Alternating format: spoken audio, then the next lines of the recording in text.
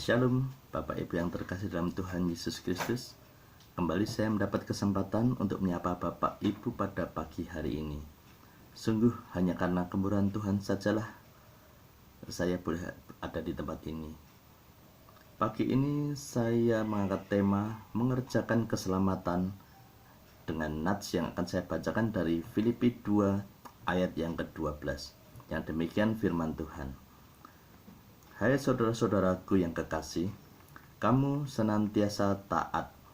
Karena itu, tetaplah kerjakan keselamatanmu dengan takut dan gentar. Bukan saja seperti waktu aku masih hadir, tetapi terlebih pula sekarang waktu aku tidak hadir. Pembahasan kita pada hari ini berkenaan dengan bagaimana kita mengerjakan keselamatan dengan takut dan gentar. Istilah mengerjakan keselamatan merupakan istilah yang penting di dalam teologi Kristen. Banyak orang salah melihat doktrin ini.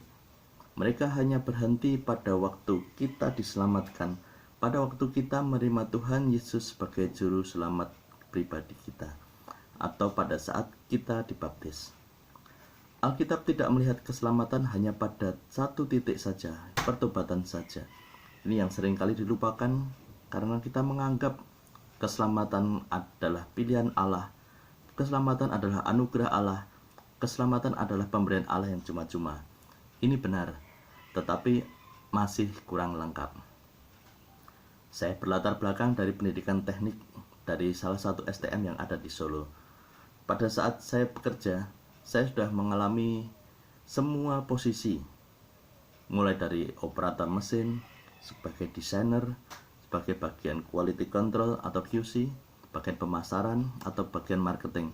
Dari semua posisi tersebut ada satu kesamaan, yaitu kita dituntut untuk bekerja semaksimal mungkin, menghasilkan produk dengan kualitas terbaik, dan juga harus bisa menjaga performa dari produk dan kinerja kita.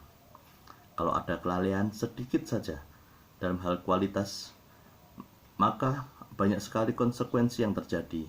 Misal barangnya rusak, barangnya tidak bisa dirakit, tidak bisa dipakai, kita harus mengulang dari proses yang awal, kita membeli material lagi, kerugi di material dan kerugi dengan waktu.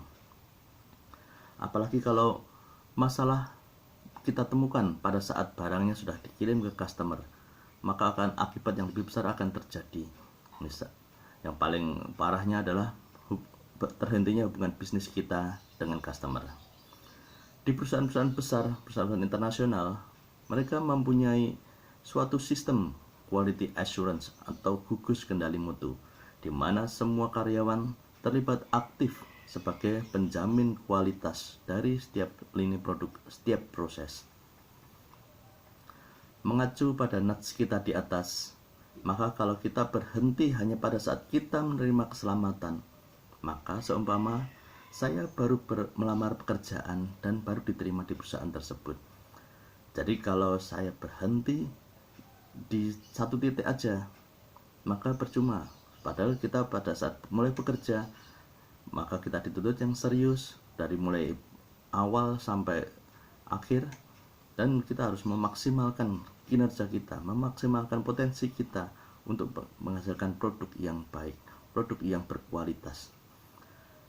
Demikian juga kita juga harus memandang keselamatan ada sesuatu yang harus kita kerjakan, sesuatu yang harus kita perjuangkan secara maksimal. Dalam bacaan kita, Paulus menggabungkan dua prinsip penting, yaitu antara keselamatan dan ketaatan. Dua hal ini tidak bisa dipisahkan.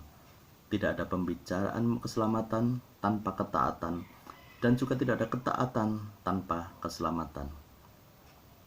Ketaatan di sini yang dimaksud adalah ketaatan yang tanpa syarat, unconditional.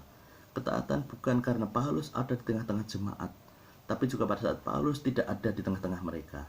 Jadi waktu saya bekerja, walaupun ada atasan atau bos kita, ataupun tanpa mereka, kita tetap harus bekerja. Kita harus berusaha menghasilkan produk dengan kualitas yang terbaik.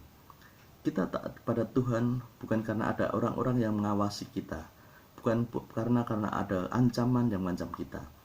Namun kita taat karena sewajarnya kita taat. Taat bukan beban, melainkan sesuatu sukacita yang besar, yaitu respon yang wajar kita terhadap penebusan dari Kristus. Inilah ucapan syukur kita yang sejati. Dengan ketaatan yang unconditional itu, kita akan menjadi manusia yang sejati. Pada waktu manusia jatuh ke dalam dosa, sudah tidak ada mirip manusia lagi, tapi lebih mirip dengan binatang. Mengapa ini terjadi? Karena manusia gagal menjadi manusia sejati dan tidak memancarkan sesuatu yang seharusnya. Manusia sudah memberontak kepada Allah dan keluar dari maksud Allah. Hal ini baru bisa diperbaiki jika manusia kembali pada posisi yang sebenarnya, yaitu kepada penciptanya, kepada ketaatan yang tanpa syarat. Memang ada ketaatan yang dikunci oleh hukum. Hal ini terjadi seperti kondisi pada ketaatan terhadap hukum Taurat. Akibatnya, manusia tidak bisa mengembangkan ketaatan yang relasional kepada Allah karena dikunci oleh hukum-hukum tersebut. Ketaatan Kristen bukan seperti itu, Bapak Ibu. Kristus berkata dalam Yohanes 8 ayat 31-32, maka katanya kepada dua orang Yahudi yang percaya kepadanya, jikalau kamu tetap dalam firman-Ku, kamu benar-benar adalah murid-Ku, dan kamu akan mengetahui kebenaran, dan kebenaran itu akan memerdekakan kamu. Ketika kita kembali kepada kebenaran, disitulah kita menikmati suatu relasi dengan Tuhan. Demikian pula saat Paulus mengatakan, waktumu taat, waktu aku ada di sini, tapi kamu juga harus taat pada waktu aku tidak ada di sini. Ingat, ketaatan kita jangan terkunci pada satu pribadi. Ketaatan kita ada ketaatan pada kebenaran dan kembalinya kita kepada kebenaran. Ketaatan seperti inilah yang harus muncul dalam semangat hidup kita dan semangat hidup Jemaat Filipi pada saat itu. Dan dari ketaatan seperti ini baru kita bisa koneksikan dengan kalimat kedua, yaitu mengerjakan keselamatanmu dengan takut dan gentar. Istilah mengerjakan keselamatan ini sangat unik dan luar biasa. Kalimat ini mempunyai beberapa implikasi yang perlu kita perhatikan secara serius. Kata mengerjakan merupakan suatu penekanan yang mengaitkan suatu keseriusan dalam mengerjakan sesuatu. Ini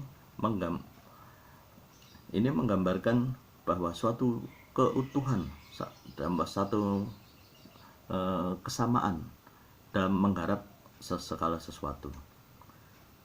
Kata ini juga menunjukkan bahwa keselamatan bukan pada waktu kita bertobat saja, melainkan keselamatan harus dilihat secara keseluruhan dari titik kita dipanggil sampai kita nanti disempurnakan Tuhan, merupakan sesuatu yang harus kita garap terus-menerus sampai kita menyelesaikannya.